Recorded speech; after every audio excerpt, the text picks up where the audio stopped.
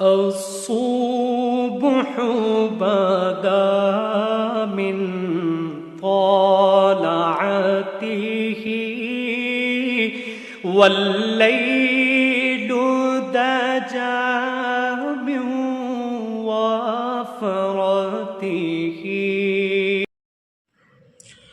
السلام عليكم ورحمة الله وبركاته.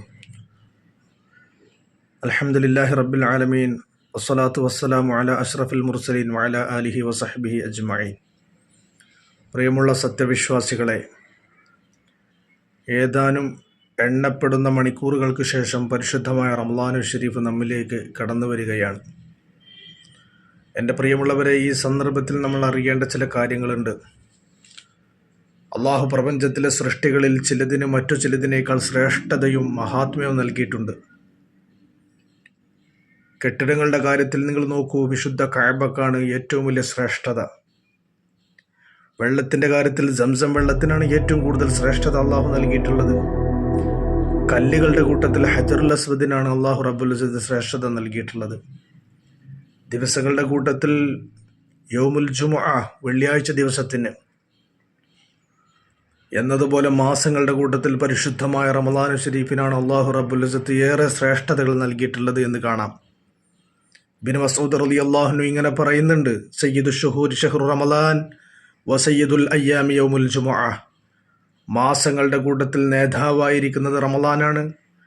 ദിവസങ്ങളുടെ കൂട്ടത്തിൽ ഏറ്റവും വലിയ നേതാവ് വെള്ളിയാഴ്ച ദിവസമാണെന്ന് ഇബ്നു മസ്ഊദ് റളിയല്ലാഹു അൻഹു പറയുന്നുണ്ട്. ഒരു നേതാവിനെ അണികൾ എങ്ങനെയായിരിക്കും വരവേൽക്കുക? അതിനായി മാസങ്ങളുടെ തയ്യാറെടുപ്പ്, നീണ്ട കാത്തിരിപ്പ്, സന്തോഷത്താലുള്ള വരവേൽപ്പ്, ചിട്ടയാർന്ന ക്രമീകരണങ്ങൾ, അണികളിൽ വല്ലാത്ത സന്തോഷവും ആവേശവും. ഇതേപോലെയാണ് മാസങ്ങളുടെ നേതാവ് വിശുദ്ധ റമളാൻ കടന്നു വരുമ്പോൾ നമ്മൾ സ്വീകരിക്കാൻ താല്പര്യം കാണിക്കേണ്ടതും തയ്യാറെടുപ്പ് നടത്തേണ്ടതും. പുണ്യ നബി സല്ലല്ലാഹു അലൈഹി വസല്ലമ തങ്ങൾ പറയുന്നുണ്ട്: മാ അത അലൽ മുസ്ലിമീന ഷഹ്റുൻ ഖൈറുൻ ലഹും മിൻ റമളാൻ. റമളാനിനേക്കാൾ പുണ്യമുള്ള ഖൈറായ മറ്റൊരു മാസം ഇനി ഒരു മുസ്ലിമിന് വരാനില്ല.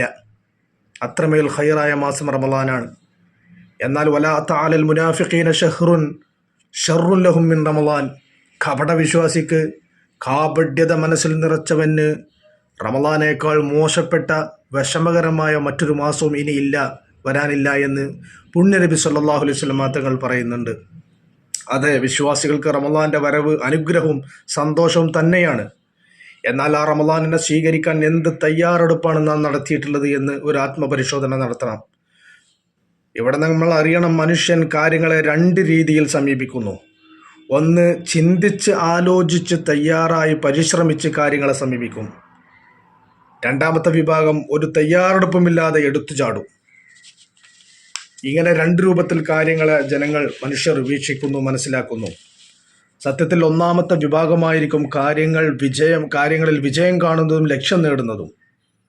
ഉദാഹരണം നമുക്ക് പറയുകയാണെങ്കിൽ, ഒരു പരീക്ഷയ്ക്ക് തയ്യാറെടുപ്പ് നടത്തുന്ന വിദ്യാർത്ഥി, ഒരു പ്രസംഗത്തിന് വേണ്ടി തയ്യാറെടുപ്പ് നടത്തുന്ന ആള്, മത്സരങ്ങൾക്ക് വേണ്ടി, ഇലക്ഷന് വേണ്ടി, കല്യാണത്തിന് വേണ്ടി, യാത്രകൾക്ക് വേണ്ടി നല്ല തയ്യാറെടുപ്പുകളോടുകൂടെ സമീപിക്കുന്നവർക്കായിരിക്കും വിജയം ഉണ്ടാവുക.